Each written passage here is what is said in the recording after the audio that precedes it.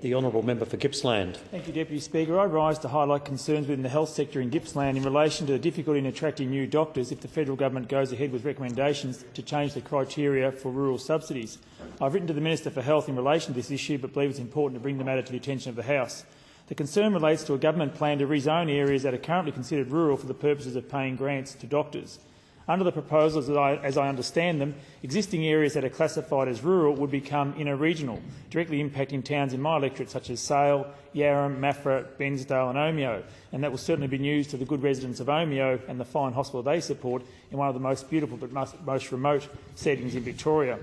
I refer to an article by Leo Shanahan in The Age on January 31 this year where it was highlighted that a new distance-based measure of remoteness has been recommended by the Australian Bureau of Statistics, and as a smaller, more densely populated state, Victoria is set to be the biggest loser.